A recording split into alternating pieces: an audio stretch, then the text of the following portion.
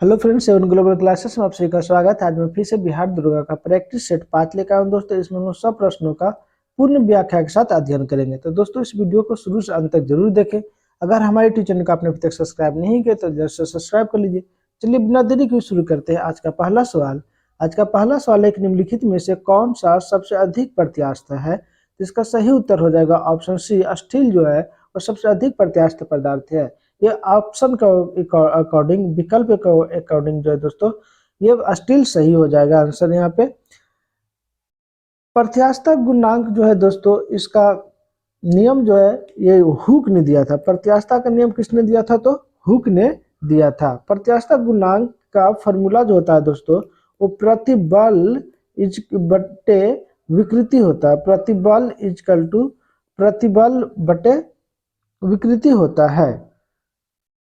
अगला प्रश्न है कि वर्धनता वाले व्यक्ति को लाल रंग दिखाई देगा। तो इसका सही उत्तर हो जाएगा ऑप्शन सी, हरा दिखाई देगा। जो कलर ब्लाइंडनेस व्यक्ति होते हैं वो लाल और हरा रंग में पहचान नहीं कर पाते हैं। लाल रंग उसे हरा दिखाई देगा, हरा रंग उसे लाल रंग के दिखाई प्रतीत पड़ता है। वर्धनता रोग जो होते हैं दोस्तों वो मुख्य रूप से पुरुष प्रभावित होता है। स्त्री बहुत कम वर्धनता रोग से प्रभावित होते हैं। अधिकांशता जो है वो पुरुष ही प्रभावित होते हैं वर्धनता रंग से। इसमें लाल और हरा रंग में ये दोनों में पहचान करना बहुत मुश्किल होता है। वर्धनता रोग जो है सर्वप्रथम जॉन डाल्टन को हुआ था। किससे हुआ था? सर्वप्रथम तो जॉन डाल्टन को वर्धनता रोग हुआ था। वर्धनता जो दोस्तों एक्स लिंग गुणसूत्र जो है वो संलग्न रोगी है। एक्स लिंग गुणसूत्र जो है वो संलग्न रोग होता है। अगला प्रश्न है कि सूर्य की तेज रोशनी में चल रहा कोई व्यक्ति जब अंधेरे कमरे में प्रवेश करता है तो कुछ क्षण तक उसे स्पष्ट दिखाई नहीं देता है, क्योंकि? तो इसका सही उत्तर हो जाएगा ऑप्शन डी, आइरिस पुतली की तत्काल प्रसारित नहीं कर पाता है। इसी कारण जो होता है जब हम तेज रोशनी से अंधेरे कमरे में आएंगे तो हमें दिखने में थोड़ा सा दिक्कत होता है, थोड़ा रुक करके दिखाई देगा, या अंधेरे कमरे से तेज रोशनी में आएंगे तो भी वही होता है। इसका कारण होता है दोस्तों कॉर्निया के पीछे एक रंगीन पारदर्शी झिल्ली का पर्दा होता है जिसे आइरिस कहते हैं। कॉर्निया के पीछे एक रंगीन पारदर्शी झिल्ली होता है जिसे आइरिस कहते हैं। आइरिस के बीच में एक छिद्र होता है जिसे आंख की पुतली अथवा नेत्र तारा कहते हैं। आइरिस का कार्य जो दोस्तों आंख में जाने वाले प्रकाश की मात्रा को नियंत्रित करता है। आइरिस जो है वो प्रकाश की मात्रा को नियंत्रित करता है। पुतली के पीछे नेत्र लेंस होता है। पुतली के पीछे क्या होता है दोस्तों? तो नेत्र लेंस होता है। अगला प्रश्न है कि पायस एक कोलाइडी होता है। तो पायस एक कैसा कोलाइडी होता है? तो द्रव में द्रव कोलाइडी होता है। पायस एक कोलाइडी होता है तो द्रव में द्रव का मिश्रण है ये। दूध एक पायस का उदाहरण है। दूध एक पायस का मिश्रण है, क्योंकि दूध जब हम पानी मिलाएंगे तो क्या होगा? दूध जो है पानी में अपने में घुला लेता है, ये पायस का मिश्रण हो जाता है। बादल और कोहरा जो है एरोसोल कोलाइडी है। बादल और कोहरा जो है एरोसोल कोलाइडी है। एरोसोल कोलाइडी होता है। रक्त जो है वो सोल कोलाइडी का उदाहरण है। रक्त जो है दोस्तों, रक्त जो है वो सोल कोलाइडी का उदाहरण है। रक्त जो है सोल कोलाइडी का उदाहरण है। अगला प्रश्न है कि भारत की सबसे लंबी सुरंग अटल कहाँ स्थित है? अटल टनल कहाँ स्थित है?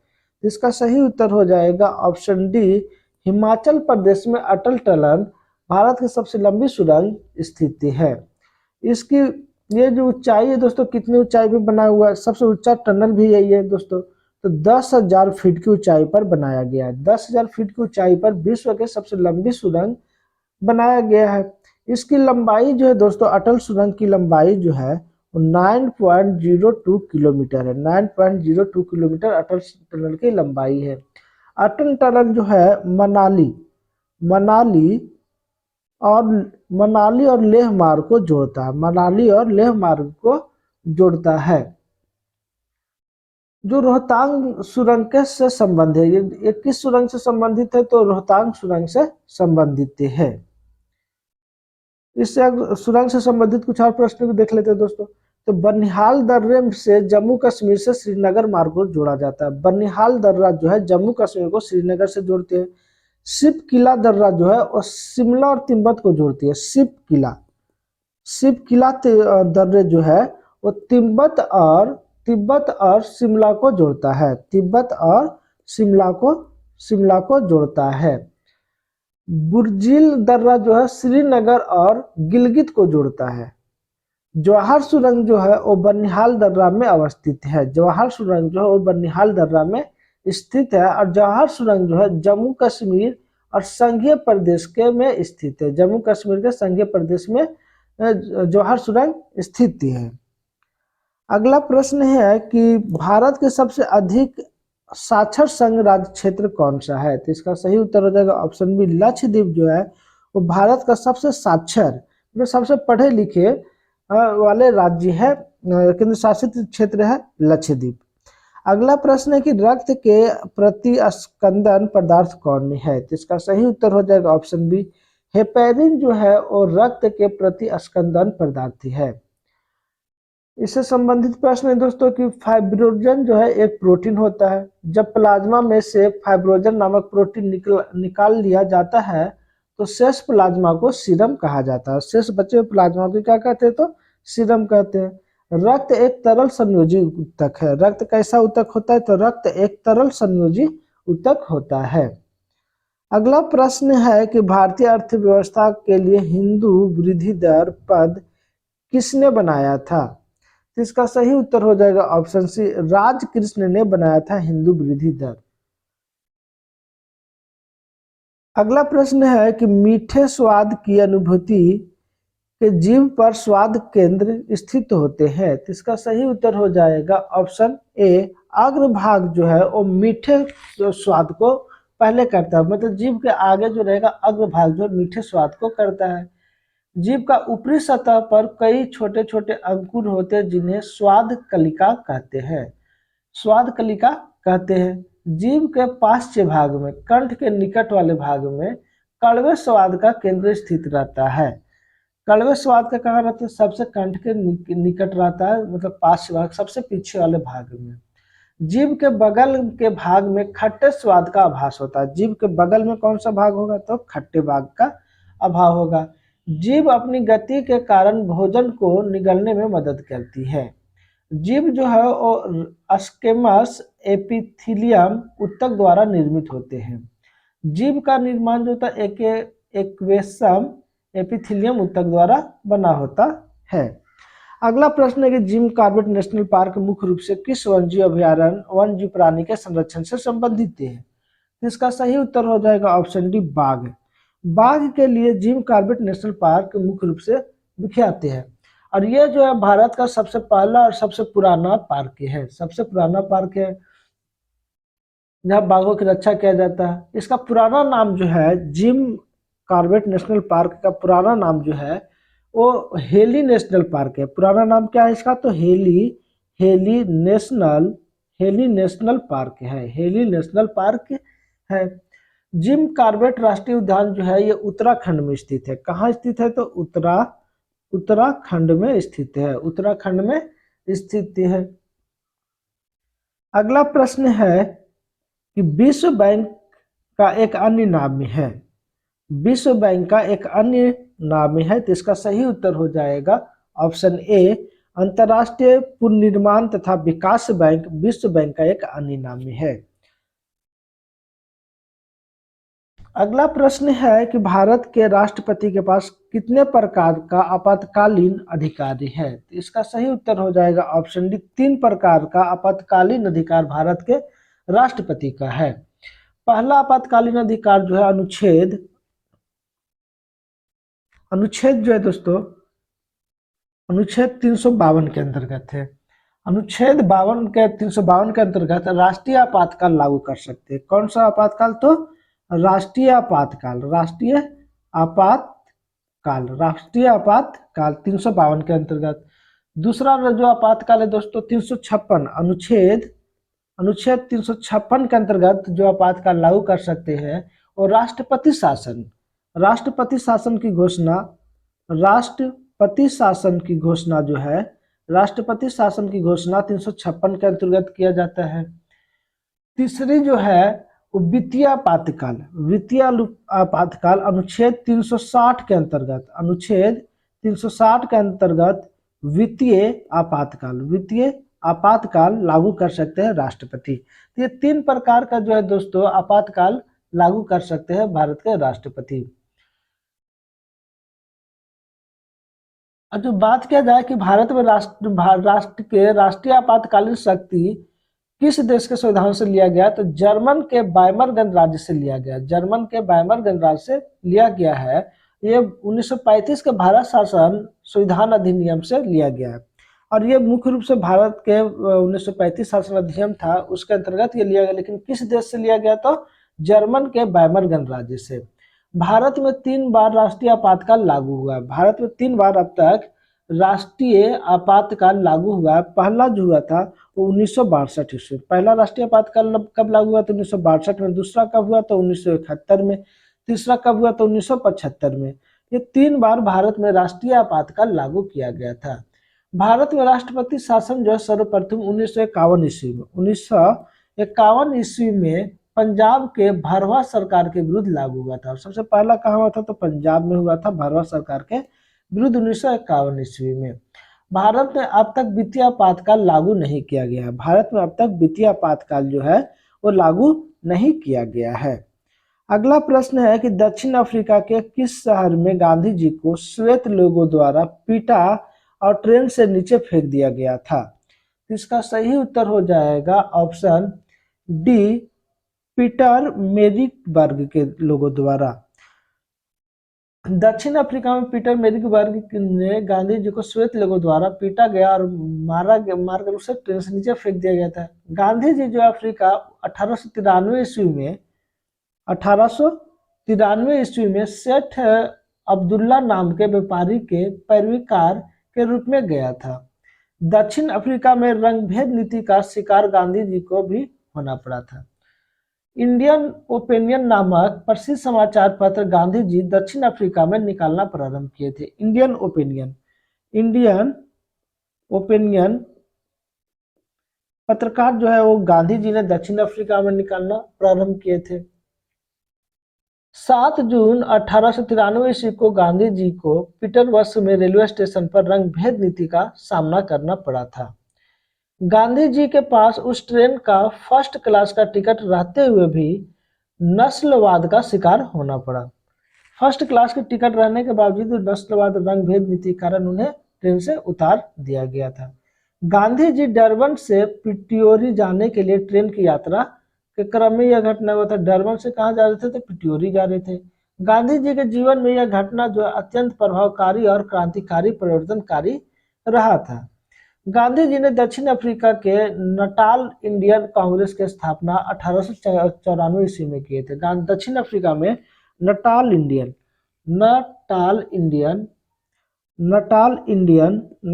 इंडियन एसोसिएशन की स्थापना 1894 ईस्वी में 1894 ईस्वी में गांधी जी ने दक्षिण अफ्रीका में किए थे। अगला प्रश्न है कि संसार में माइका का सबसे बड़ा उत्पादक है। तो इसका सही उत्तर हो जाएगा ऑप्शन डी, भारत जो है संसार में सबसे बड़ा माइका का उत्पादन देश है। कुल माइका उत्पादन का 50% भारत अकेले उत्पादन करता है। भारत में अभ्रक भंडार का लगभग 90% भंडार जो है वो झारखंड में है। सबसे ज्यादा माइका कहाँ पाया जाता है तो भारत में सबसे ज्यादा झारखंड में। कितना प्रतिशत तो 90% झारखंड में अकेले माइका पाया जाता है। उसके बाद आंध्र प्रदेश और राजस्थान में अवस्थित है। अभ्रक के उत्पादन वर्तमान में भारत में आंध्र प्रदेश में सबसे अधिक होती है। अभी वर्तमान समय में सबसे ज्यादा कहाँ हो रहा है तो आंध्र प्रदेश से बहुत ज्यादा मात्रा में अभ्रक निकाला जा रहा है। लेकिन है सबसे ज्यादा कहाँ स्थित तो झारखंड में 90% स्थिति है। अभ्रक जो है वो विद्युत का कुचालक होता है और उच्च तापमान को सहन कर सकता है। अगला प्रश्न है कि रघु ने 14,360 रुपये में एक वस्तु खरीदी और इसकी ढुलाई पर इतना रुपया 240 रुपये खर्च किया तो 15% लाभ पाने के लिए उसे कितना प्रतिशत की कितनी राशि बेचना पड़ेगा। तो इसका बना करके आप लोग आंसर बताए, बहुत ही आसान सा है दोस्तों। तो इसका एक फॉर्मूला आता है 100 प्लस लाभ प्रतिशत बटा 100 गुने क्रय मूल्य। तो इसे इस फॉर्मूला पर जब बनाइएगा तो तुरंत बन जाएगा। ऐसे बना करके आप लोग आंसर बताएं कमेंट बॉक्स में लिख करके कि आप लोग कितना आंसर आया है। अगला प्रश्न है कि भारत में उच्चतम न्यायालय की पहली महिला न्यायाधीश कौन थी? तो इसका सही उत्तर हो जाएगा ऑप्शन बी, मीरा साहिब फातिमा बीबी जो थी वो भारत के प्रथम महिला न्यायाधीश थी। अगला प्रश्न है कि सबसे पुराना वेद कौन है? इसका सही उत्तर हो जाएगा ऑप्शन ए, ऋग्वेद जो है वो भारत का सबसे पुराना वेद है।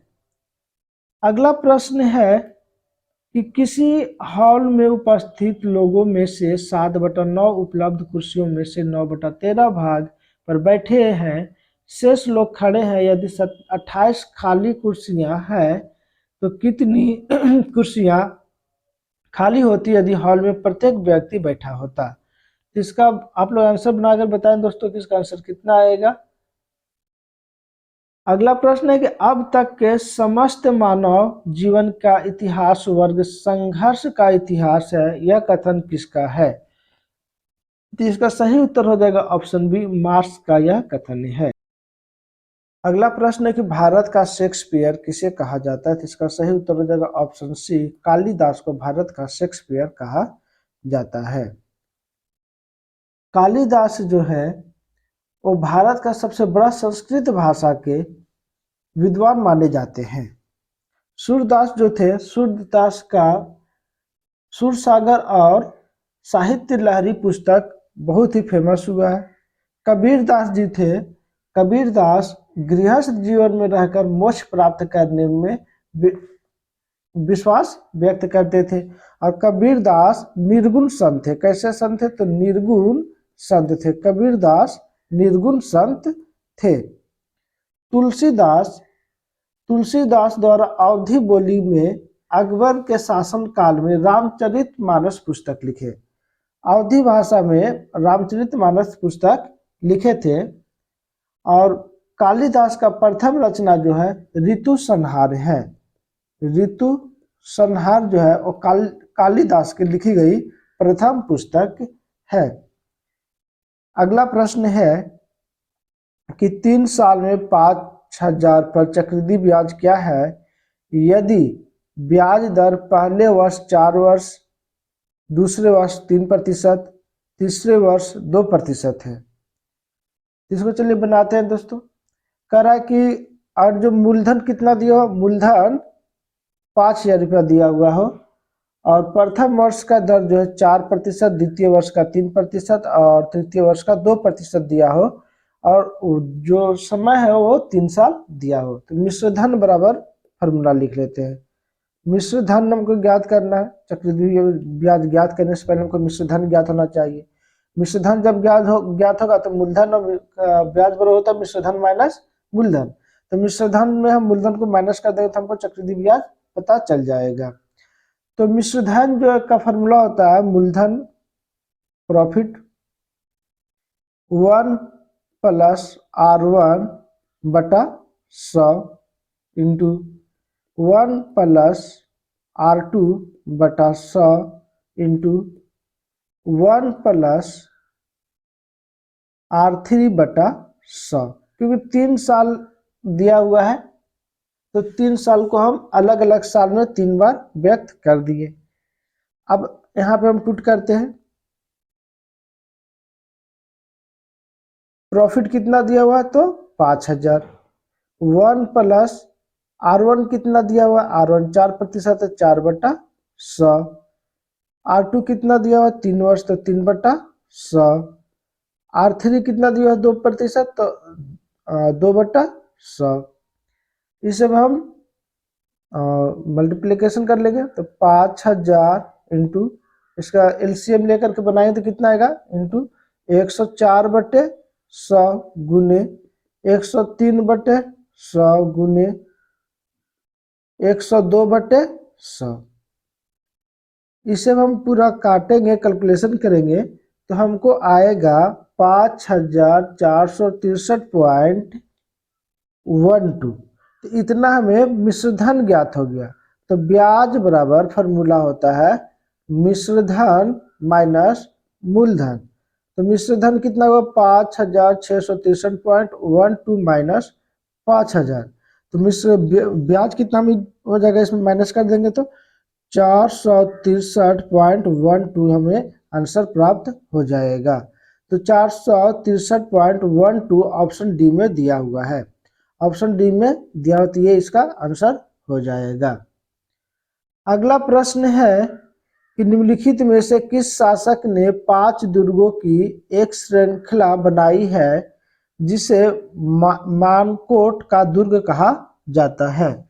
तो इसका सही उत्तर हो जाएगा ऑप्शन ए, इस्लाम शाह सूद ने मानकोट का दुर्ग बनवाया था। अगला प्रश्न है कि हाइकिंग स्ट्रैप शब्द किस खेल से संबंधित है। तो इसका सही उत्तर हो जाएगा ऑप्शन सी, पाल नौकायान से संबंधित है हाइकिंग स्ट्रैप।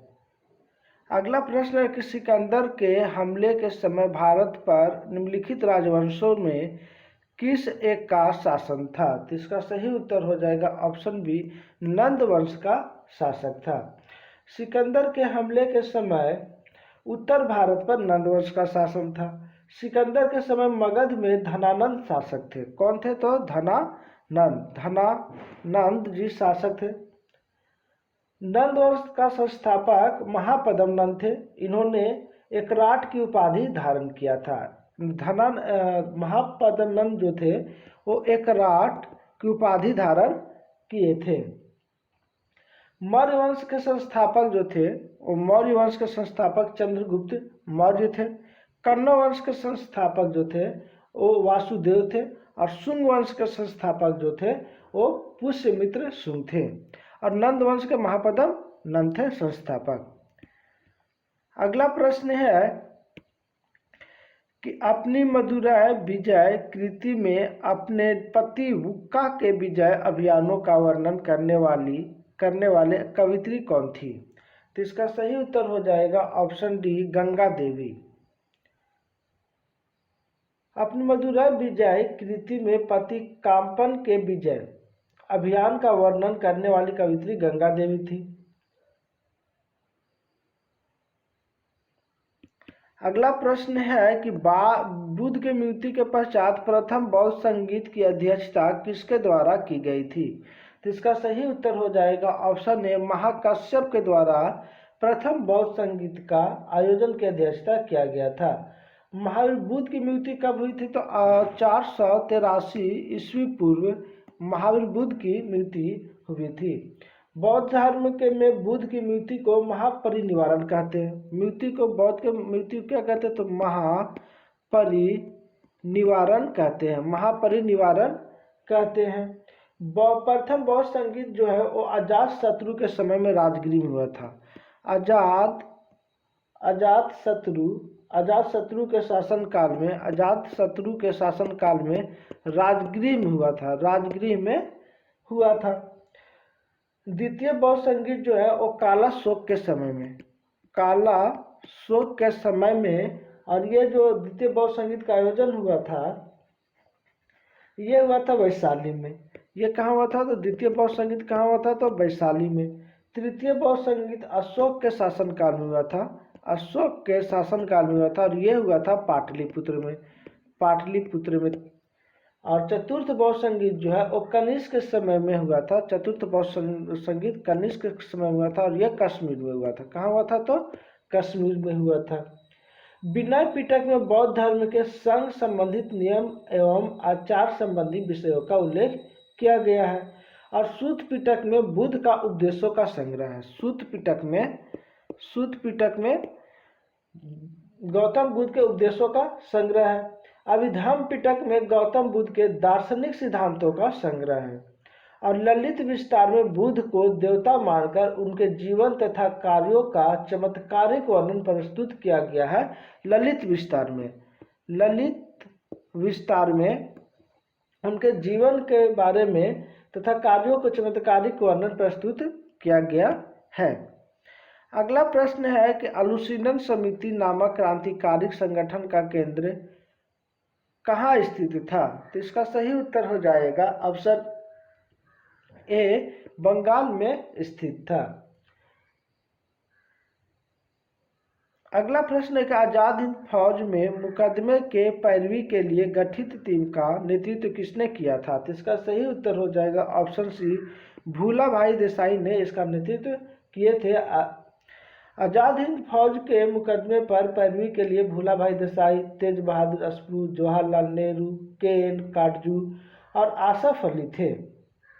आजाद हिंद फौज का सैनिकों पर नवंबर 1945 ईस्वी में मुकदमा चला था। कब चला था? तो 1945 ईस्वी में मुकदमा चला था। इसे दिल्ली मुकदमा या लाल किला मुकदमा के नाम से भी जाना जाता है। आजाद हिंद फौज पर चले मुकदमा को दिल्ली मुकदमा या लाल किला मुकदमा के नाम से भी जाना जाता है। अगला प्रश्न है कि स्वर्ण कमल पुरस्कार किस क्षेत्र में दिया जाता है? स्वर्ण कमल पुरस्कार किस क्षेत्र में दिया जाता है? तो इसका सही उत्तर हो जाएगा ऑप्शन ए, सिनेमा के क्षेत्र में दिया जाता है। दादा साहेब फाल्के पुरस्कार भी सिनेमा के क्षेत्र में दिया जाता है और दादा साहेब फाल्के पुरस्कार जो है ये 1969 ईस्वी से शुरुआत हुआ था। और दादा साहेब फाल्के पुरस्कार जो है भारत में फिल्म में सर्वोच्च पुरस्कार है। कैसा पुरस्कार है? तो सर्वोच्च पुरस्कार कौन सा होता है फिल्म में? तो दादा साहेब फाल्के पुरस्कार होता है। दादा साहेब फाल्के भारत में फिल्म जगत में के जनक माने जाते हैं। दादा साहेब फाल्के को भारत का फिल्म जगत का जनक माना जाता है। दादा साहेब फाल्के अवार्ड 2020 के लिए 2022 में अभिनेत्री आशा पारेख को दिया गया था। 2020 के अवार्ड के लिए उन्हें 2022 में दिया गया था आशा पारेख को दादा साहेब फाल्के पुरस्कार। अगला प्रश्न है कि भारत के उन उपराष्ट्रपतियों के नाम बताइए जो निर्विरोध निर्वाचित हुए हैं। तो इसका सही उत्तर हो जाएगा ऑप्शन ए, सही हो जाएगा doctor S Radhakrishnan, M Hidayatullah और डॉक्टर शंकर दयाल शर्मा। ये 3 उपराष्ट्रपति ऐसे हुए जिन्हें निर्विरोध चुना गया है। डॉक्टर एस राधाकृष्णन प्रथम 2 काल के लिए उपराष्ट्रपति चुने गए थे। इनको प्रथम 2 बार लगातार 2 बार उपराष्ट्रपति चुने गए थे और इनके ही जन्म दिवस पर भारत में शिक्षक दिवस के रूप में हम लोग मनाते हैं 5 सितंबर को। एम हिदायतुल्ला जो थे भारत के एकमात्र व्यक्ति हुए जो कार्यवाहक राष्ट्रपति, उपराष्ट्रपति और मुख्य न्यायाधीश पद के सुशोभित किए हैं। इन्होंने 3 पद पे रहे, कार्यवाहक प्रधानमंत्री, उपराष्ट्रपति और मुख्य न्यायाधीश रहे, हाई कोर्ट के मुख्य न्यायाधीश के पद पर भी रहे हैं। भारत में उपराष्ट्रपति पद का प्रावधान जो है संविधान के अनुच्छेद 63 के अंतर्गत है। उपराष्ट्रपति का प्रावधान जो किया गया है वो अनुच्छेद 63 के अंतर्गत, अनुच्छेद 63 के अंतर्गत किया गया है। भारत में उपराष्ट्रपति का पद जो है अमेरिका के संविधान से लिया गया है। उपराष्ट्रपति का पद किस देश के संविधान से लिया गया है? तो अमेरिका के संविधान से लिया गया है। अमेरिका के संविधान से उपराष्ट्रपति का पद को लिया गया है। उपराष्ट्रपति जो होते हैं और राज्यसभा का पदेन अध्यक्ष होते हैं। उपराष्ट्रपति राज्यसभा का पदेन अध्यक्ष होते हैं, पदेन अध्यक्ष होते हैं। भारत का एकमात्र राष्ट्रपति नीलम संजीव रेड्डी हुए जो निर्विरोध चुने गए थे। और जो राष्ट्रपति हम बात करें कि कौन ऐसे राष्ट्रपति हुए जो निर्विरोध चुने गए, राष्ट्रपति की बात किया जा रहा है, राष्ट्रपति की, तो नीलम संजीव रेड्डी जी जो हुए एकमात्र ऐसे राष्ट्रपति हुए जो निर्विरोध चुने गए थे। राज्यसभा के सभापति का वेतन भारत के संचित निधि से दिया जाता है। राज्यसभा के सभापति का वेतन जो होता है वो भारत के संचित निधि से दिया जाता है। उपराष्ट्रपति का वेतन किससे दिया जाता है? तो भारत के संचित निधि से दिया जाता है।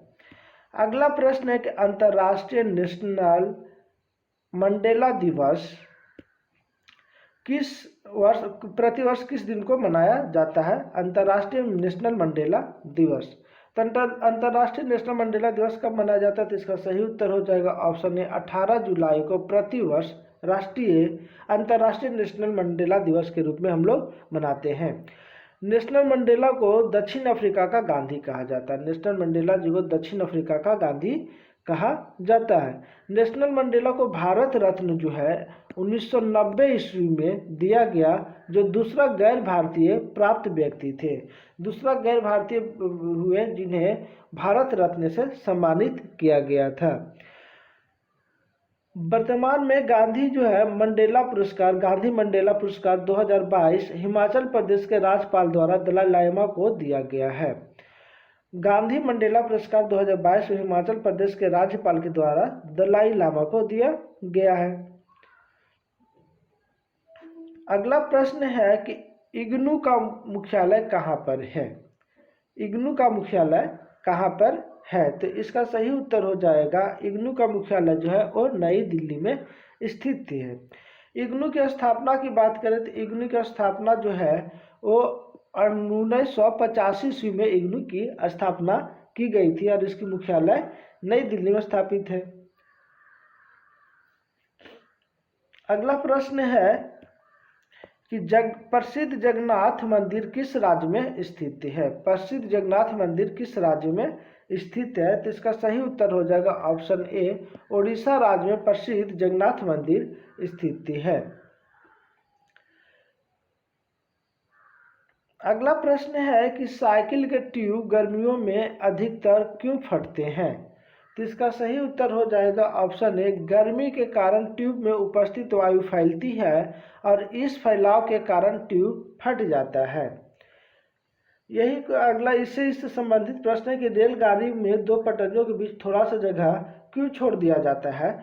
और जो रेलगाड़ी दो पटरी को जोड़ा जाता है, जहाँ ज्वाइन होता है, तो वहाँ पर थोड़ी सी जगह छोड़ दी जाती है। ये इसलिए ताकि गर्मी के समय में गर्म होकर के आपस में टकरा न जाए। जो ये टकरा जाएगा तो ट्रेन क्या जो पलट जाएगा, इसलिए हल्की सी जगह छोड़ दी जाती है ताकि गर्म होकर फैले तो आपस में टकरा न सके। ठंडा के महीना में भी पाइपलाइन में पाइप फट जाता है। ये भी यही कारण होता है, पाइपलाइन में जब पानी जाते रहता है, ठंडा के समय जब जमता है तो इसका आयतन में वृद्धि होता है, तब ये पाइप क्या हो जाता है, फट जाता है।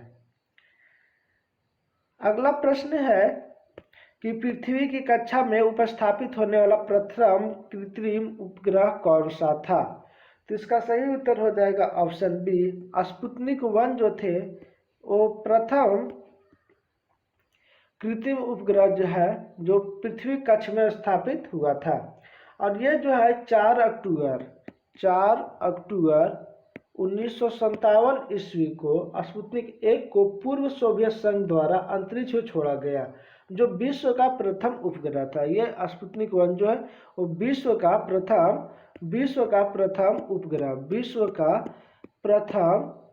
उपग्रह है स्पुतनिक 1, और ये पूर्व सोवियत संघ के द्वारा छोड़ा गया था। स्पुतनिक 1 जो है सोवियत संघ का कृत्रिम उपग्रह था। अगला प्रश्न है, और ये सब के बारे में बात कर ले तो ये मैरिनर जो है, ये संयुक्त राज्य अमेरिका का कृत्रिम उपग्रह है। संयुक्त राज्य अमेरिका का ये कृत्रिम उपग्रह है। और जो अपोलो की बात करें तो अपोलो जो है ये संयुक्त राज्य अमेरिका का ये भी कृत्रिम उपग्रह है। भारत का जो है आर्यभट्ट, भारत का पहला कृत्रिम उपग्रह कौन सा है? तो आर्यभट्ट जो है भारत का पहला कृत्रिम उपग्रह है। अगला प्रश्न है कि विपरीत दिशा में आ रही 152.5 मीटर और 157.5 मीटर लंबी दो गाड़ियां 9.3 सेकेंड में एक दूसरे को पार कर जाती है तो दोनों गाड़ियों की संयोजी गति कितनी किलोमीटर होगा? ये बहुत ही आसान सा दिया हुआ है, एक इसका ट्रिक है। जब दो गाड़ी को एक दूसरे को पार करती है तो इसका फॉर्मूला होता है प्रथम गाड़ी प्लस द्वितीय गाड़ी बटा समय। तो प्रथम गाड़ी जो है वो कितना दिया हुआ? प्रथम गाड़ी जो है उसका लंबाई कितना दिया? 152.5 मीटर प्लस द्वितीय गाड़ी का 157.5 5 मीटर बटा 9.3 कर देंगे, 9.3 कर देंगे। अब इसे जोड़ते हैं, तो इसे जोड़ेंगे तो कितना आ जाएगा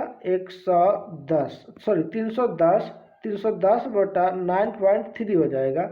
इसको काट देते हैं तो यहाँ पे एक जीरो चला जाएगा ऊपर, और ये मीटर और सेकेंड में दिया होता है, इसको किलोमीटर प्रति घंटा में जब भी स्पीड ज्ञात होता है तो किलोमीटर में ज्ञात होता है। तो किलोमीटर में ज्ञात करने का 18/5 से हम क्या कर देंगे, गुना कर देंगे। इसको हम काट देंगे, तो जब काटेंगे तो हमें कितना प्राप्त हो जाएगा 120 आंसर आ जाएगा। इसे काटेंगे तो कितना आ जाएगा 120 किलोमीटर प्रति घंटा आ जाएगा आंसर। अगला प्रश्न है कि भारत ने अपना प्रथम भूमिगत नाव के विस्फोट किया था, तो इसका सही उत्तर हो जाएगा ऑप्शन सी, पोखरण में प्रथम नाव के विस्फोटक किए थे भारत ने। और ये जो है कब किया गया था, तो 18 मई 1974 ईस्वी को प्रथम नाभ के विस्फोट किया गया था राजस्थान के जैसलमेर जिले के पोखरण नामक स्थान में। राजस्थान के जैसलमेर के पोखरण नामक स्थान में किया गया था। पोखरण में 11 मई और 13 मई 1998 को भारत ने पुनः परमाणु प्रशिक्षण किए थे। दोबारा प्रशिक्षण जो है वो 11 मई और 13 मई 1998 को भारत में किया गया था। अगला प्रश्न है कि भारत के किस राज्य में कॉफी और चाय दोनों मुख्य नकदी फसलें हैं, तो इसका सही उत्तर हो जाएगा ऑप्शन सी, कर्नाटक राज्य के में जो है कॉफी और चाय जो है मुख्य नकदी फसलें हैं। चाय जो है भारत में 1835 ईस्वी में असम राज्य में सर्वप्रथम उत्पादन शुरू हुआ था। 1835 ईस्वी में असम में प्रथम बार चाय का उत्पादन शुरू हुआ था। अगला प्रश्न है कि किस खेल में गेम पॉइंट से गेम और गेमो सेट बनते हैं, तो इसका सही उत्तर हो जाएगा ऑप्शन सी, टेनिस में। अगला प्रश्न है कि विषैले सर्पों में विष ग्रंथि परिवर्तित होती है, तो इसका सही उत्तर हो जाएगा ऑप्शन सी, लार ग्रंथि से जो है वो विष परिवर्तित होती है। अगला प्रश्न है कि भारतीय संविधान का कौन सा अनुच्छेद राष्ट्रपति को लोकसभा भंग करने की शक्ति प्रदान करता है, तो इसका सही उत्तर हो जाएगा ऑप्शन सी, अनुच्छेद 85 जो है भारत के राष्ट्रपति को लोकसभा भंग करने की शक्ति प्रदान करता है। राष्ट्रपति जो लोकसभा के भंग कब कर सकते हैं, प्रधानमंत्री की संतुष्टि पर करते हैं। मतलब जब प्रधानमंत्री कहेगा कि नहीं लोकसभा सही से नहीं चल रहा है तो राष्ट्रपति जी आप इसे भंग कर दीजिए, तो राष्ट्रपति जो अनुच्छेद 85 के अंतर्गत लोकसभा को भंग कर सकते हैं। राष्ट्रपति जो है अल्पमत या कम चलाऊ प्रधानमंत्री की सिफारिश पर लोकसभा को भंग करने के लिए बाध्य नहीं होते हैं। इन्हें ठोस सबूत चाहिए, नहीं कि कह दिया कि हम भाई थोड़ा सा चलिए इसको कर दीजिए लोकसभा को भंग, तो नहीं कर देंगे। उनको ठोस सबूत चाहिए कि किस कारण से, किस वजह है, क्या लोकसभा को भंग करने की कोई प्रमुख वजह है, तभी लोकसभा को भंग किया जा सकता है। लोकसभा के सत्र को आहूत और सत्रवासन भी राष्ट्रपति के द्वारा किया जाता है। मतलब लोकसभा जो सत्र चलता है जिसका शुरुआत और अंतिम जो है वो राष्ट्रपति के द्वारा किया जाता है। अनुच्छेद 82 के अंतर्गत जो है यह प्रावधान है कि प्रत्येक जनगणना के बाद पुनः समायोजन करने से संबंधित है। प्रत्येक जनगणना के बाद पुनः क्या किया जाएगा, तो समायोजन किया जाएगा अनुच्छेद 82 के अंतर्गत। अनुच्छेद 84 के अंतर्गत जो है ये संसद के सदस्यों को चुने जाने के लिए योग्यता से संबंधित है। संसद के जो सदस्य चुने जाएंगे उनकी क्या क्या योग्यता होनी चाहिए, क्या क्या अर्हताएं होनी चाहिए, इससे संबंधित है अनुच्छेद 84 में। अनुच्छेद 90 जो है वो अंतर्गत उपसभापति का पद रिक्त होना, पद त्यागना और पद से हटाए जाने से संबंधित है। उपसभापति के पद रिक्त होना या उनको त्याग देना या पद से हटाए जाने का वर्णन किसमें, तो अनुच्छेद 90 में वर्णित है। अगला प्रश्न है कि किस संवैधानिक संशोधन अधिनियम द्वारा भारत में मतदान की आयु 21 साल से घटाकर 18 वर्ष कर दी गई। तो इसका सही उत्तर हो जाएगा ऑप्शन सी। 61वां संविधान संशोधन के द्वारा भारत में मतदान की आयु जो है 21 वर्ष से घटाकर 18 वर्ष कर दी गई थी। 61वां संविधान संशोधन जो है वो 1989 ईस्वी में की गई थी। 61वां संविधान संशोधन 1989 ईस्वी में की गई थी। और जब बात करें 63वां संविधान संशोधन का, तो 63वां संविधान संशोधन भी 1989 में ही की गई थी। 61वां, 63वां, 62वां 1989 में की गई थी। 48वां संविधान संशोधन अधिनियम जो है पंजाब राज्य में राष्ट्रपति शासन से संबंधित था। 48वां संविधान संशोधन पंजाब में राष्ट्रपति शासन से संबंधित था। 57वां संविधान संशोधन जो है ये 1987 में आया था, 1987 में आया था। और इसके द्वारा कुछ पूर्ववर्ती राज्यों में जनजातीय के स्थानों को आरक्षण से संबंधित थे, आरक्षण से संबंधित था। 57वां संविधान संशोधन पूर्ववर्ती राज्यों में, जिसे 7 बहनों के राज्य कहते हैं हम लोग। अगला प्रश्न है कि तीसरी कसम फिल्म किसकी कहानी पर आधारित है। तीसरी कसम फिल्म किसकी कहानी पर आधारित है, तो इसका सही उत्तर हो जाएगा ऑप्शन सी। फणीश्वर नाथ रेणु की कहानी पर तीसरी कसम फिल्म आधारित है। तीसरी कसम फिल्म जो है मारे गए गुलफाम पटकथा पर आधारित है। फणीश्वर नाथ रेणु ने मैला आंचल जो है इनका प्रसिद्ध उपन्यास रहा। मैला आंचल प्रसिद्ध उपन्यास है फणीश्वर नाथ रेणु जी का। अगला प्रश्न है कि एक से किसी काम को 8 दिन में पूरा कर सकता है, वाई उसी काम के 10 दिन में पूरा कर सकता है। यदि वे 7 काम करे तो कितने दिनों में पूरा करेगा। तो x जो है एक काम को 8 दिन में पूरा करता है, y जो है उसी काम को 10 दिन में पूरा करता है। तो एक यूनिट दोनों मिल के काम करेगा तो कितना हो जाएगा 80। अकेला ये काम करेगा तो 10 दिन में पूरा करेगा और 10 यूनिट काम करेगा एक दिन में, और ये 8 दिन में, एक दिन में 8 यूनिट काम करेगा। और जब दोनों को मिला दिया जाए तो दोनों एक दिन में कितना यूनिट काम करेगा, तो दोनों एक दिन में 18 यूनिट काम करेगा। दोनों एक दिन में कितना यूनिट काम किया, 18 यूनिट किया। टोटल यूनिट की संख्या कितना है 80 यूनिट। तो 80/18, 80/18 कर दिए, काट देंगे इसे 18, सॉरी कटेगा नहीं, तो कटेगा नहीं, ये कटेगा नहीं।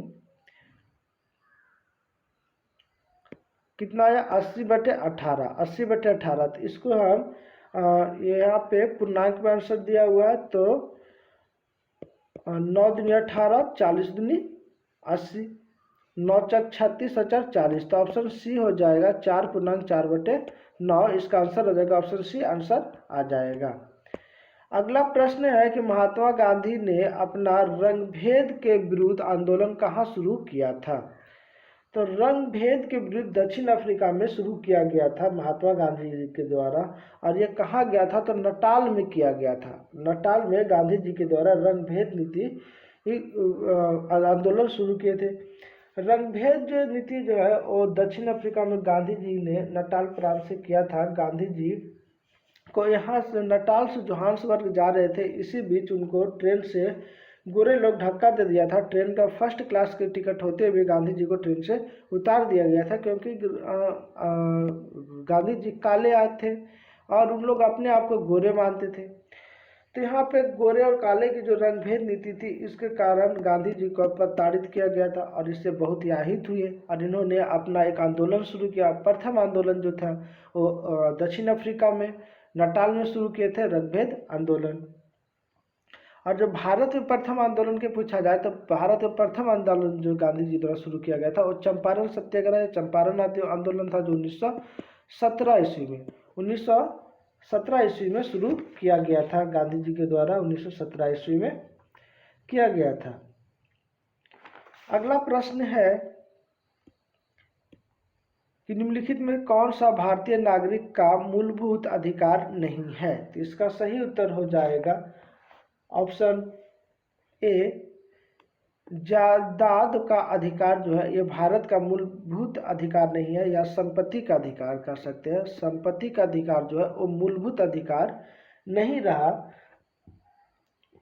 संपत्ति का अधिकार जो है भारत के संविधान के मूल संविधान में 7 अधिकारों का उल्लेख किया गया है, 7 प्रकार का अधिकारों का उल्लेख किया गया था,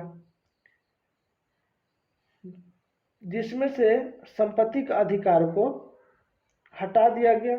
और अभी जो है कुल 6 अधिकार जो है, भारत के मूलभूत अधिकार कितने, तो 6 प्रकार के अधिकार अभी हमें प्राप्त है।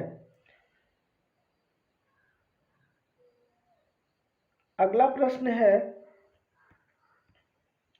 कि पदार्थों के गुणधर्मों और पदार्थों के उपयोग को दर्शाती निम्नलिखित सारणी को पढ़िए। तो यहाँ पे एक तरफ सामग्री दिया गया, एक तरफ उपयोग दिया गया है, तो इसे मिलान करना है। तो आघातवर्धी जो है ये भोज्य सामग्रियों को लपेटने में प्रयोग किया जाता है। उच्च गलनांक जो है ये संघरात्रियों में तापन तंतु है।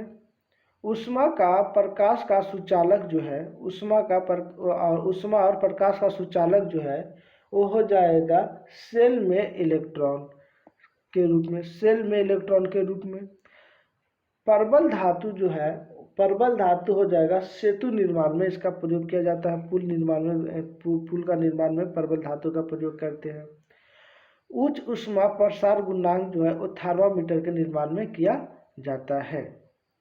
तो इसका ऑप्शन जो है दोस्तों वो सी सही हो जाएगा। ऑप्शन सी जो है ये सही होगा, ऑप्शन सी। अगला प्रश्न है कि वर्तमान में सर्वोच्च न्यायालय के मुख्य न्यायाधीश के अतिरिक्त न्यायाधीशों की संख्या कितनी हो गई है? तो इसका सही उत्तर हो जाएगा ऑप्शन सी, 33 हो गई है। भारतीय संविधान में लागू होने के साथ ही उच्चतम न्यायालय की स्थापना 26 जनवरी 1950 ईस्वी किया गया था। उच्चतम न्यायालय का स्थापना, सर्वोच्च न्यायालय का स्थापना कब किया गया? तो 26 जनवरी 1950 ईस्वी की इसकी स्थापना की गई थी, जिसका उद्घाटन जो है 28 जनवरी 1950 को हुआ। उद्घाटन कब हुआ? तो 28 जनवरी 1950 ईस्वी का उद्घाटन हुआ। इसकी स्थापना 26 जनवरी 1950 ईस्वी को उच्चतम न्यायालय की स्थापना हुआ था। उस समय कुल न्यायाधीशों की संख्या 8 थी। मुख्य न्यायाधीश सहित कुल न्यायाधीशों की संख्या 1950 में कितनी थी? तो 8 थी। कुल न्यायाधीशों की संख्या कितनी थी? तो 8 थी। भारतीय संविधान के अनुच्छेद 124 से 147 के मध्य, 124 से लेकर के 147 के मध्य जो है उच्चतम न्यायालय के पठन, शक्ति और क्षेत्राधिकार का उल्लेख किया गया है। उच्चतम न्यायालय 124 से लेकर 147 तक उसका क्षेत्र का, पठन का विस्तार क्या, उसका वर्णन किया गया है। फेडरल कोर्ट की स्थापना जो है वो 1 अक्टूबर 1937 को किया गया था। फेडरल कोर्ट की स्थापना भारत में कब हुआ था? फेडरल कोर्ट की स्थापना 1937 ईस्वी में किया गया था। वो ये जो बात करें भारतीय में हाई कोर्ट एक्ट कब लाया गया था? तो हाई कोर्ट एक्ट जो है वो 1861 ईस्वी में हाई कोर्ट एक्ट लाया गया था। उच्चतम और उच्च न्यायालय में न्यायाधीशों की नियुक्ति कौन करता है? तो राष्ट्रपति द्वारा कॉलेजियम के सिफारिश पर किया जाता है। राष्ट्रपति के द्वारा कॉलेजियम की सिफारिश पर किया जाता है। अगला प्रश्न है कि पृथ्वी पर दिखने वाला सबसे प्रकाशमान ग्रह कौन सा है? पृथ्वी पर दिखने वाला सबसे प्रकाशमान ग्रह कौन सा है? तो इसका सही उत्तर हो जाएगा ऑप्शन सी, शुक्र, जो सबसे अधिक प्रकाशमान या सबसे चमकीला तारा या भोर का तारा शुक्र ग्रह को कहा जाता है। या पृथ्वी का जुड़वा बहन भी किसे कहते हैं? तो शुक्र को कहा जाता है। पृथ्वी और शुक्र को जुड़वा बहन कहा जाता है। प्लूटो जो है सबसे दूरस्थ ग्रह था, जिसे अब क्षुद्र ग्रह के रूप में जानते हैं हम लोग। इसे ग्रह की श्रेणी से हटा दिया गया है प्लूटो को। अगला प्रश्न है कि भारतीय जनगणना 2011 के अनुसार बिहार में लिंगानुपात कितनी है? तो इसका सही उत्तर हो जाएगा ऑप्शन ए,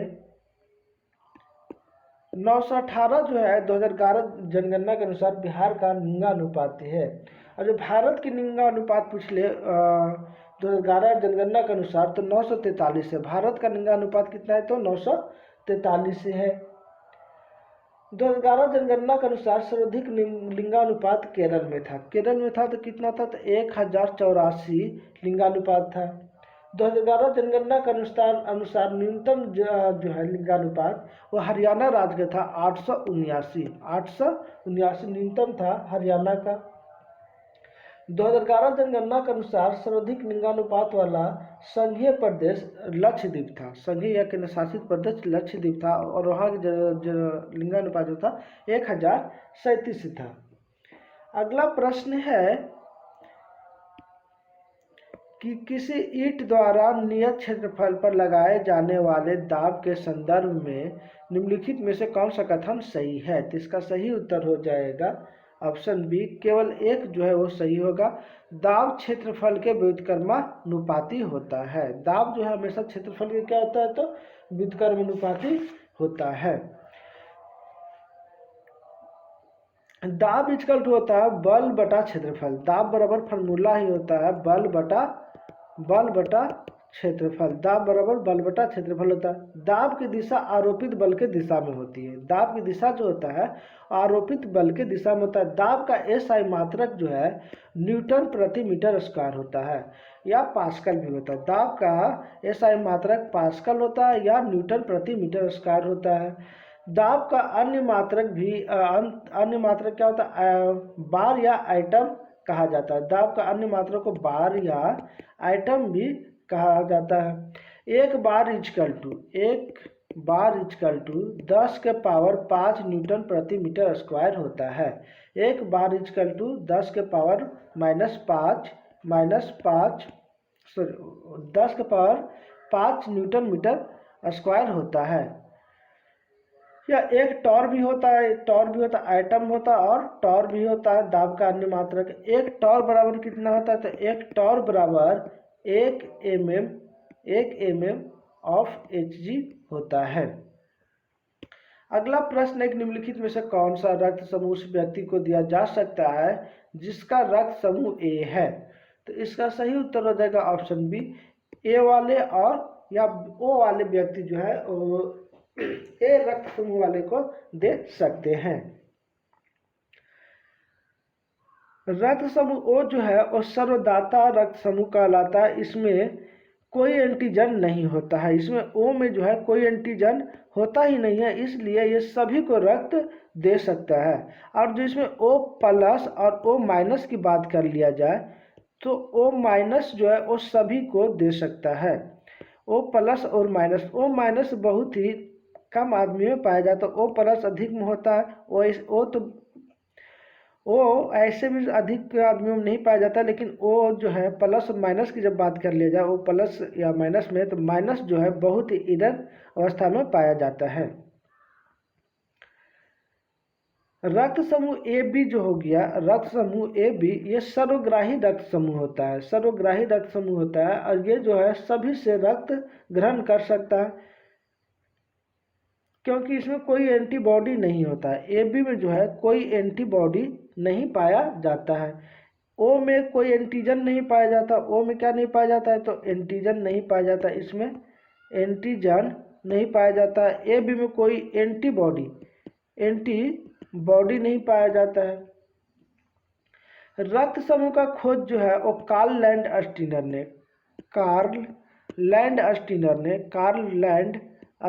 ने 1900 ईस्वी में किया था।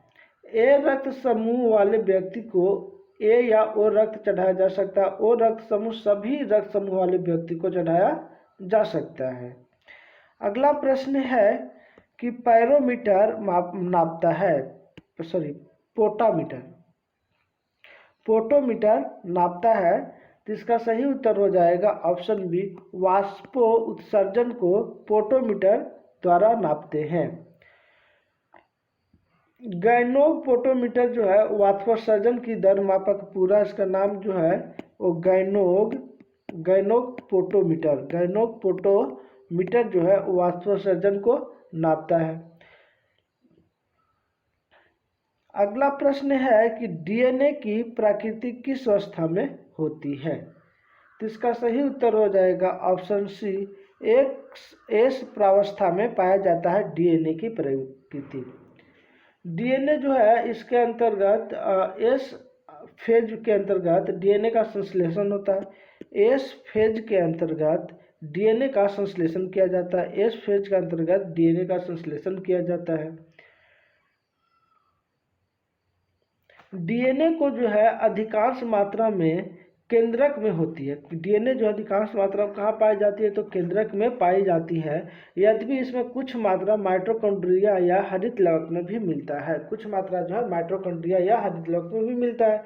डीएनए में एडेनिन, ग्वानिन, थाइमिन तथा साइटोसिन क्षार उपस्थित रहता है। डीएनए में कौन कौन सा क्षार रहता है, तो एडेनिन, ग्वानिन, थाइमिन और साइटोसिन क्षार उपस्थित रहता है। वाटसन एवं क्रिक ने डीएनए की द्विकुंडली संरचना का मॉडल प्रतिपादित किया था। डीएनए जो है सभी आनुवांशिक क्रियाओं का संचालन करता है। सभी आनुवांशिक क्रियाओं का संचालन कौन करता है, तो डीएनए करता है। डीएनए का इकाई जो है वो जीन है। डीएनए की इकाई क्या है, तो डीएनए की इकाई जीन है। डीएनए की इकाई क्या है, तो जीन होता है। अगला प्रश्न है कि स्तनधारियों के दो प्रमुख लक्षण जो उन्हें अन्य केशुरकाओं से अलग करते हैं वे कौन सा है, तो इसका सही उत्तर हो जाएगा ऑप्शन डी, स्तन ग्रंथियों एवं दांत जो है वो स्तनधारियों को अलग करता है केशुरकाओं से। इसके बारे में थोड़ा सा पढ़ लेते हैं कि स्तनीय वर्ग के प्राणी का हृदय चार वेश्मी होता है, मतलब 4 चैम्बर पाया जाता है स्तनधारी में। स्तनधारी में 4 चैम्बर हृदय में पाया जाता है। स्तनधारी वर्ग का रक्त जो है वो तापक्रम में नियत रहता है। स्तनधारी का रक्त का तापमान नियत रहता है। तापमान जो है रक्त का तापमान नियत रहता है। स्तनधारी 3 वर्ग में बांटा गया है। स्तनधारियों को 3 वर्ग में बांटा है। प्रोटोथीरियम जैसे एनेलिडा, मेटाथीरियम जैसे कंगारू और यूटिथीरियम जैसे मनुष्य। ये स्तनधारी का 3 वर्ग में बांटा गया है। कशेरुकी जंतु जो है वास्तविक स्थलीय है। इनका कंकाल पूर्णतः अस्थिल होता है। इनका कंकाल जो होता है पूर्णतः अस्थिल होता है कशेरुकी जंतु का। अगला प्रश्न है कि स्थलीय स्तनधारियों में मूत्र में मुख्यतः नाइट्रोजन अपशिष्ट उत्पादन होता है, तो इसका सही उत्तर हो जाएगा ऑप्शन डी, यूरिया के द्वारा नाइट्रोजन जो है वो मूत्र द्वारा अपशिष्ट उत्पादन होता है, बाहर निकलता है। मूत्र में कितना % यूरिया पाया जाता है, तो 0.3% जो है यूरिया अम्ल मूत्र में पाया जाता है। यूरिया का उपयोग खाद में फॉर्मल्डिहाइड तथा यूरिक प्लास्टिक बनाने में तथा दवाओं का निर्माण में प्रयोग किया जाता है यूरिया का। अमोनिया के बारे में बात करें तो अमोनिया जो है अमोनिया सल्फेट उर्वरक में नाइट्रोजन अमोनिया के रूप में उपस्थापित होता है। अमोनियम सल्फेट का प्रयोग जो है वो चुनाव रहित भूमि में नहीं करनी चाहिए। चुनाव रहित भूमि में अमोनियम सल्फेट का प्रयोग नहीं करना चाहिए। यूरिया में नाइट्रोजन जो है वो 46% उपस्थित रहता है। यूरिया में नाइट्रोजन जो है वो 46% उपस्थित रहता है। यूरिया का निर्माण बोहलर ने किया था। यूरिया का निर्माण किसने किया था, तो बोहलर ने यूरिया का निर्माण किया था। यूरिया का निर्माण किसने किया, तो बोहलर ने यूरिया का निर्माण किया था। यह बर्जेलियस का सिद्धांत यूरिया के संजीवों के शरीर के बाहर नहीं बनाया जा सकता है। संजीवों के शरीर के बाहर यूरिया का नहीं बनाया जा सकता है। अगला प्रश्न है कि निम्नलिखित में कौन सा परजीवी है। निम्नलिखित में कौन परजीवी है, तो इसका सही उत्तर हो जाएगा ऑप्शन ए, अमीबा प्रोटियस जो है ये परजीवी है। परजीवी कहते किसे है, तो परजीवी वह जीव है जो दूसरे जीव पर निर्भर रहता है, उसे परजीवी कहा जाता है। अमीबा का अर्थ होता है बदलना। अमीबा का अर्थ क्या होता है, तो अमीबा का अर्थ होता है बदलना। प्रोटियस ग्रीक का एक समुद्री देवता है जिसको शरीर का आकार बदलने की विशेष क्षमता है, इसीलिए अमीबा का वैज्ञानिक नाम अमीबा प्रोटियस रखा गया है। अमीबा प्रोटियस जो है, प्रोटियस एक देवता है जिसके नाम पे रखा गया वो अपने शरीर का आकार बदलता था। अमीबा का अर्थ भी होता है बदलना, इसलिए इसका पूरा नाम अमीबा प्रोटियस रखा गया है। एंट अमीबा हिस्टोलिका परजीवी के कारण मनुष्यों में पेचिश होती है। एंट अमीबा हिस्टोलिका एक परजीवी है जिसके कारण जब ये मनुष्य के आंत में चला जाता है जिसके कारण पेचिश रोग होता है। एंट अमीबा जिनजेविलियस परजीवी द्वारा मनुष्य में पायरिया रोग होता है। एंट अमीबा जिनजेविलियस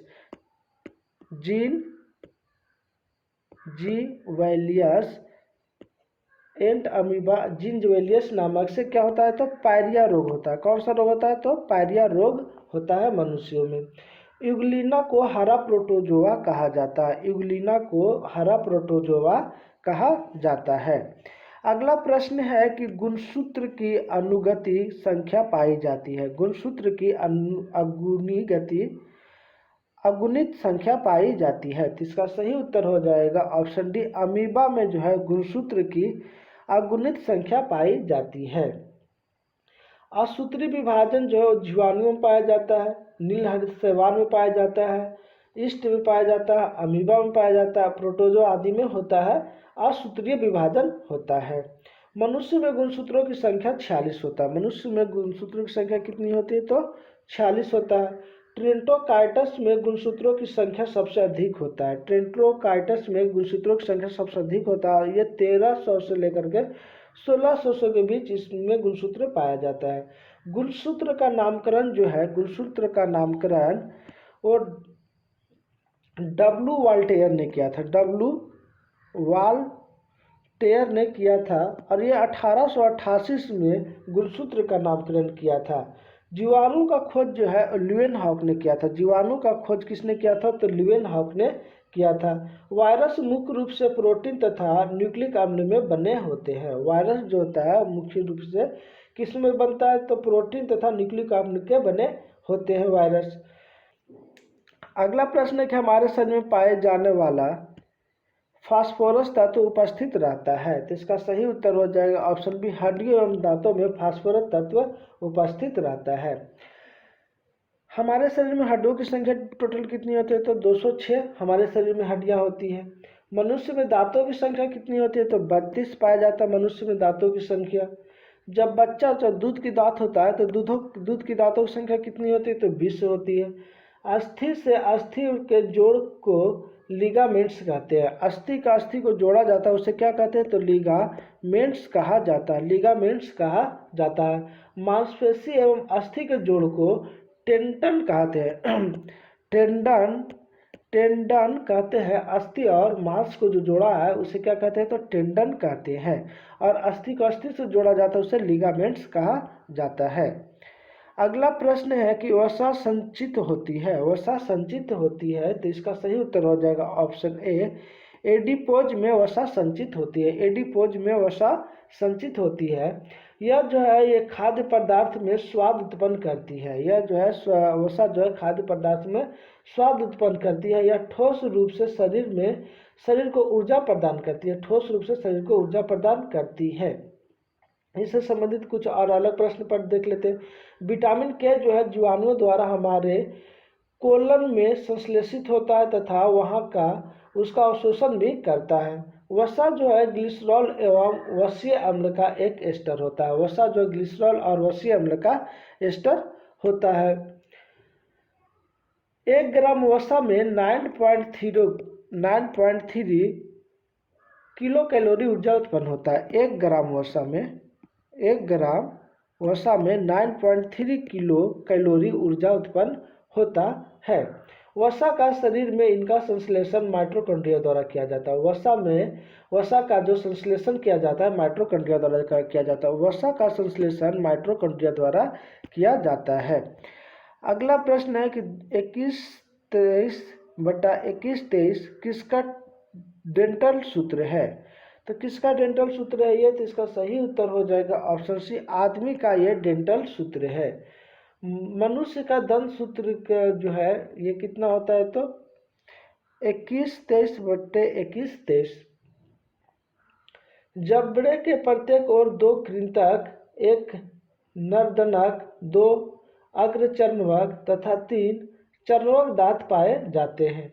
दांत जो होता है वो सामान्य रूप से कैल्शियम फॉस्फेट के बने होते हैं। दांत जो है सामान्यतः किसका बने रहते हैं, तो कैल्शियम फॉस्फेट के बने होते हैं। अगला प्रश्न है कि वास्तविक नाभिक पाए जाते हैं। वास्तविक नाभिक पाए जाते हैं, तो इसका सही उत्तर हो जाएगा ऑप्शन सी, उच्च पादप कोशिकाओं में वास्तविक नाभिक पाए जाते हैं। पैरोकैरियोटिक कोशिका में स्पष्ट केंद्र का अभाव होता है। यूकैरियोटिक कोशिका में पूर्ण विकसित केंद्रक होते हैं जो चारों ओर से दोहरी झिल्ली द्वारा घिरा होता है। कोशिका द्रव्य में झिल्ली युक्त कोशिकांग उपस्थित होते हैं। कोशिका द्रव्य में झिल्ली युक्त कोशिकांग उपस्थित होते हैं। अगला प्रश्न है कि एक ही पौधे को 2 विभिन्न पुष्पों के बीच होने वाला परागण क्या कहलाता है, तो इसका सही उत्तर हो जाएगा ऑप्शन सी, गैटिनोगमी कहा जाता है। गैटिनोगमी कहा जाता है। परागकण के परागकोश से मुक्त होकर उसकी जाति के पौधों के जायांग के वर्तिकाग्र तक पहुंचने की क्रिया को परागकण कहते हैं। अगला प्रश्न है कि व्हेल, शार्क, डॉल्फिन, मछली सभी जलीय जीव है, निम्न में से कौन सा कथन उनके श्वसन तंत्र का सही प्रकार से वर्णन करता है, तो इसका सही उत्तर हो जाएगा ऑप्शन डी, व्हेल और डॉल्फिन है जो फुफ्फुस के द्वारा श्वास लेते हैं। अगला प्रश्न है कि भारतीय राष्ट्रीय कांग्रेस का 1937 का अधिवेशन किस स्थान पर हुआ था, तो इसका सही उत्तर हो जाएगा ऑप्शन बी, फैजपुर में 1937 का अधिवेशन हुआ था और इसकी अध्यक्षता जो है वो पंडित जवाहरलाल नेहरू ने किए थे। जवाहरलाल नेहरू ने इसकी अध्यक्षता किए थे। अगला प्रश्न, हीरे के चतुष्फलकीय संरचना क्यों है, तो इसका सही उत्तर हो जाएगा ऑप्शन डी, sp3 संरचना के कारण हीरे के चतुष्फलकीय संरचना होती है। हीरे के अपर्तनांक की बात करें तो हीरे का अपर्तनांक होता है 2.417। हीरे का अपर्तनांक कितना होता है, तो 2.417 होता है। हीरा जो है विद्युत का कुचालक होता है। हीरा विद्युत का कुचालक होता है, विद्युत का कुचालक होता है। और ये जो है ये ताप का सुचालक होता है। हीरा ताप का सुचालक होता है। ताप का क्या होता है, तो सुचालक होता है। हीरा ताप का सुचालक होता है। हीरा का चमक जो है वो पूर्ण आंतरिक परिवर्तन के कारण आता है। पूर्ण आंतरिक परावर्तन के कारण हीरा का चमक जो है वो आता है। हीरा जो है कार्बन का रवादार अपरूप है। हीरा जो है कार्बन का रवादार अपरूप है हीरा कार्बन का। कार्बन के बेरवादार अपरूप जो है में कोयला पाया जाता है, काजल, कोक, चारकोल आदि आते हैं। अरवादार में हीरा कार्बन का रवादार जो अपरूप है इसमें कोयला, काजल, कोक, चारकोल आदि आते हैं। कार्बन की संयोजकता कितनी होती है, तो कार्बन की संयोजकता जो है वो 4 होती है। कार्बन की संयोजकता कितनी होती है, तो 4 होती है। अगला प्रश्न है कि NaOH में ऑक्सीजन की प्रतिशत है।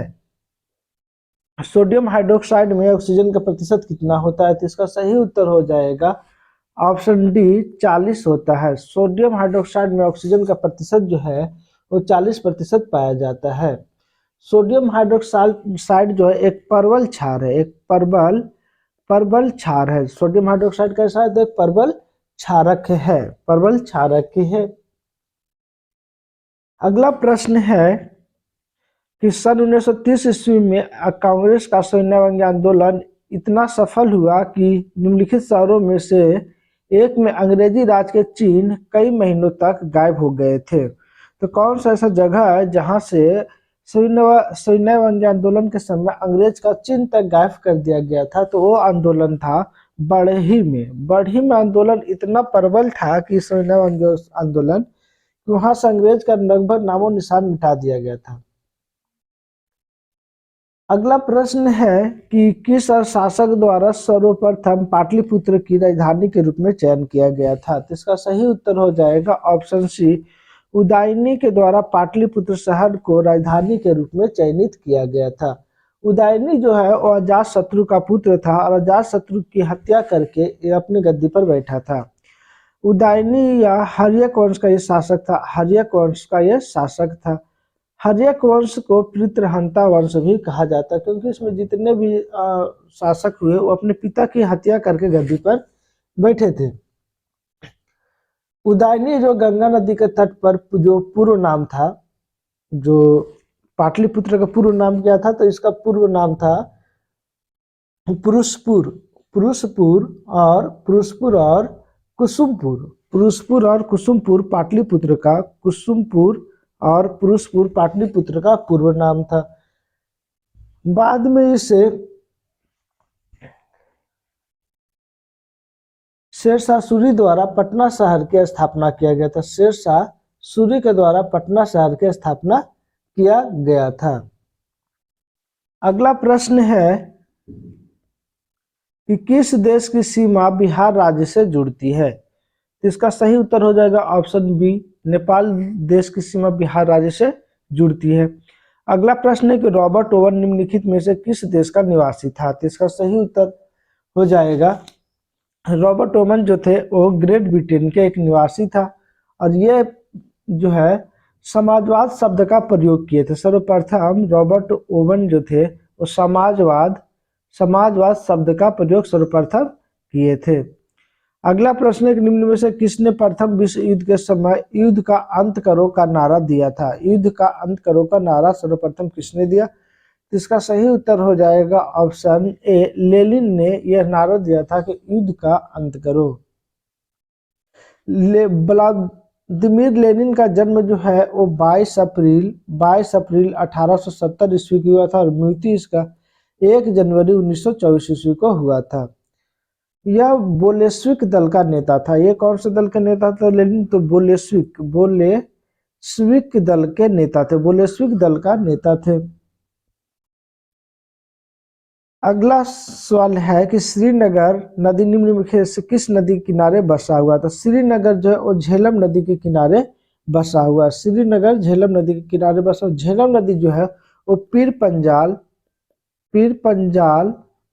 पंजाल पर्वत की पदस्थली से स्थित बेरीनाग झरने से, कौन से झरने से, तो बेरीनाग झरने से निकलती है। अगला प्रश्न है कि निम्न में से कौन सा द्वीप अमेरिका के अधीन है। कौन सा द्वीप अमेरिका के अधीन है, तो इसका सही उत्तर हो जाएगा ऑप्शन बी, प्यूर्टो रिको जो है ये अमेरिका के अधीन एक द्वीप है। अगला प्रश्न है कि निम्न में से किस सिद्धांत में कहा गया है कि सत्य तो शाश्वत और निर्विकार है परंतु मनुष्य स्वयं अपूर्ण है। तो इसका सही उत्तर हो जाएगा ऑप्शन डी, सत्याग्रह में यह सिद्धांत है कि सत्य तो शाश्वत है और निर्विकार है परंतु मनुष्य स्वयं अपूर्ण है। अगला प्रश्न है कि समाज में विवाह अपनी ही जाति से करते हैं, यह किस प्रकार का मूल्य है। तो इसका सही उत्तर हो जाएगा ऑप्शन सी, निश्चित मूल्य है कि समाज में अपनी जाति में जो शादी करेगा वो निश्चित मूल्य के अंतर्गत आएगा। अगला प्रश्न है कि परिवर्तन की वह प्रक्रिया जिसके द्वारा किसी देश के अधिकाधिक नागरिक उच्च भौतिक स्तर को प्राप्त करते हैं उसे क्या कहते हैं। तो इसका सही उत्तर हो जाएगा ऑप्शन बी, विकास कहा जाता है। अगला प्रश्न, निम्न से किस स्थान पर राष्ट्रीय मत्स्य आनुवांशिकी संरक्षण ब्यूरो अवस्थित है। तो इसका सही उत्तर हो जाएगा ऑप्शन डी, लखनऊ में स्थित है। अगला प्रश्न है कि दूरसंचार प्रणाली के लिए प्रयोग होने वाली भारतीय उपग्रह श्रृंखला है। तो इसका सही उत्तर हो जाएगा ऑप्शन सी, इनसेट जो है वो भारतीय उपग्रह श्रृंखला है। अगला प्रश्न है कि द फेडरेशन इंटरनेशनल की नेशन एमेच्योर निम्न में से किस से संचालित करती है। तो इसका सही उत्तर हो जाएगा ऑप्शन सी, तैराकी को यह संचालित करती है। इसकी स्थापना कब हुआ था द फेडरेशन इंटरनेशनल की नेशन एमेच्योर की। तो इसका सही उत्तर 1908 ईस्वी में इसकी स्थापना की गई थी। इसका 1908 ईस्वी में इसकी स्थापना की गई थी। तैराकी से संबंधित प्रश्न है स्प्रिंग बोर्ड, जेन, twist, breast strokes, back strokes, foot front crawl और बटरफ्लाई, ये सब संबंधित जो है ये सब तैराकी से संबंधित शब्द था। अगला प्रश्न है कि राष्ट्रीय जल क्रीड़ा संस्थान कहाँ स्थित है, तो इसका सही उत्तर हो जाएगा ऑप्शन बी, डोनापॉल में राष्ट्रीय जल क्रीड़ा संस्थान स्थित है। डोनापॉल में राष्ट्रीय जल क्रीड़ा संस्थान स्थित है। अगला प्रश्न है कि किसानों की हत्या हेतु नमो शेतकारी महासंगठन योजना किस राज्य ने शुरू किया है, तो इसका सही उत्तर हो जाएगा ऑप्शन डी, महाराष्ट्र राज्य ने शुरू किया है। अगला प्रश्न है कि भारतीय खाद्य सुरक्षा और मानक प्राधिकरण के राष्ट्रीय प्रशिक्षण केंद्र का उद्घाटन कहाँ किया गया है, तो इसका सही उत्तर हो जाएगा ऑप्शन सी, गाजियाबाद में इसकी भारतीय खाद्य सुरक्षा और मानक प्राधिकरण के राष्ट्रीय प्रशिक्षण केंद्र का उद्घाटन किया गया है। अगला प्रश्न है डॉक्टर विजय दर्डा द्वारा लिखित पुस्तक रिंग साइड का विमोचन किसने किया है, रिंग साइड का विमोचन किसने किया है, तो इसका सही उत्तर हो जाएगा option D, doctor Shashi Tharoor ने इसका विमोचन किया है। अगला प्रश्न है कि 2 जून 2023 को विश्व मौसम विज्ञान संगठन की पहली महिला महासचिव किसे नियुक्त किया गया है, तो इसका सही उत्तर हो जाएगा ऑप्शन बी, सेलेस्ते साउलो को नियुक्त किया गया है। अगला प्रश्न है कि भारतीय भूवैज्ञानिक सर्वेक्षण का नया महानिदेशक किसे नियुक्त किया गया है, तो इसका सही उत्तर हो जाएगा ऑप्शन बी, जनार्दन प्रसाद को नियुक्त किया गया है। अगला प्रश्न है कि G7 सम्मेलन 2023 कहाँ संपन्न हुआ है, तो इसका सही उत्तर हो जाएगा ऑप्शन ए, जापान में G7 श्रृंखला का संपन्न किया गया है। G7 में 7 देश मुख्य रूप से शामिल हुए हैं, Japan, France, America, Germany, Italy, UK और कनाडा, जो ये 7 देश G7 में शामिल हैं। अगला प्रश्न है कि फुटबॉल टूर्नामेंट संतोष ट्रॉफी 2023 का खिताब किसने जीता है, तो इसका सही उत्तर हो जाएगा ऑप्शन ए, कर्नाटक ने संतोष ट्रॉफी 2023 का खिताब जीता है। अगला प्रश्न है कि वर्ल्ड प्रेस फ्रीडम इंडेक्स 2023 में भारत का स्थान क्या रहा, तो इसका सही उत्तर हो जाएगा ऑप्शन डी, 161वां जो है वो भारत का स्थान रहा। ये स्थान गिरा है, यह स्थान भारत का गिर गया है, पहले 155 था और गिर करके 161 हो गया है, क्योंकि बेहतर होना चाहिए। पर भारत का प्रेस जो सबसे अब तक लगभग अंदाजा लगा सकते हैं किस स्थिति में कि 193 देशों में भारत का स्थान 161वां आता है, तो भारत में प्रेस की स्वतंत्रता कितना बाध्य किया गया है, भारत का प्रेस स्वतंत्र नहीं है। अगला प्रश्न है कि 15 अगस्त 2023 तक भारत में कुल कितने रामसार स्थल है, तो इसका सही उत्तर हो जाएगा ऑप्शन डी, 75वां रामसर स्थल 15 अगस्त 2023 तक हो चुका है। अब तक भारत में रामसर स्थल जो होता है वो भूमि का नमी भूमि जो होता है उसे स्थल को चुना जाता है। रामसर जो है ये एक साइट है जिसमें हर एक वर्ष चुना, मतलब देश के वर्ष वह स्थान जो नमी का स्थान होता है उसे चुना जाता है। रामसर कन्वेंशन जो है 1971 में हुआ था, 1971 में हुआ था और ये रामसर शहर में वेटलैंड पर हुआ था। अगला प्रश्न है कि भारत के नए लेखा महानियंत्रक कैग कौन बने हैं, तो इसका सही उत्तर हो जाएगा ऑप्शन बी, एस दुबे बने हैं। कैग के अध्यक्ष बने हैं, महानियंत्रक बने हैं, भारत के नए लेखा महानियंत्रक बने हैं एस दुबे। अगला प्रश्न है कि ब्रिटेन के नए सम्राट कौन बने हैं, तो ब्रिटेन का नया सम्राट जो है वो बने हैं चार्ल्स द्वितीय। ब्रिटेन के नए सम्राट जो है वो चार्ल्स द्वितीय बने हैं। अगला प्रश्न है किस टेनिस खिलाड़ी ने आत्मकथा क्रॉसकोर्ट का विमोचन किया है, तो इसका सही उत्तर हो जाएगा ऑप्शन बी, जयदीप मुखर्जिया ने इसका विमोचन किया है। अगला प्रश्न है जल संरक्षण के लिए जल शक्ति अभियान कैच द रेन 2023 को किसने शुरू किया है, तो इसका सही उत्तर हो जाएगा ऑप्शन बी, द्रौपदी मुर्मू ने इसका शुरुआत किया है। अगला प्रश्न है कि डॉक्टर साहब अंबेडकर की 70 फीट ऊंची प्रतिमा स्टैचू ऑफ नॉलेज का अनावरण कहाँ किया गया है, तो इसका सही उत्तर हो जाएगा ऑप्शन ए, लातूर महाराष्ट्र में 70 फीट ऊंची प्रतिमा स्टैचू ऑफ नॉलेज का अनावरण किया गया है। अगला प्रश्न है कि केंद्र सरकार ने स्वदेश दर्शन 2.0 योजना के तहत किन 2 स्थलों स्थानों के विकास के लिए चुना है? तो इसका सही उत्तर हो जाएगा ऑप्शन ए, गया और नालंदा को चुना है बिहार में। अगला प्रश्न है कि आईसीसी पुरुष एक दिवसीय क्रिकेट विश्व कप 2023 का मेजबानी कौन सा देश करेगा? तो इसका सही उत्तर हो जाएगा ऑप्शन सी, भारत देश है जो इसका मेजबानी कर रहा है। अगला प्रश्न है, दादा साहब फाल्के अंतर्राष्ट्रीय फिल्मी महोत्सव 2023 में film of the year award किसने जीता है? तो इसका सही उत्तर हो जाएगा ऑप्शन बी, RRR ने जीता है। अगला प्रश्न है कि संयुक्त राष्ट्र जल सम्मेलन 2023 कहाँ आयोजित हुआ है? तो इसका सही उत्तर हो जाएगा ऑप्शन ए, न्यूयॉर्क अमेरिका में इसका आयोजन किया गया। धन्यवाद दोस्तों, हमारा वीडियो आप लोग कैसा लगा कमेंट करके जरूर बताएं। दोस्तों अगर हमारे चैनल को आपने अभी तक सब्सक्राइब नहीं किया तो जल्द से सब्सक्राइब कर लीजिए। चलिए हम लोग फिर से मिलते हैं अगली वीडियो में, तब तक के लिए जय हिंद जय भारत।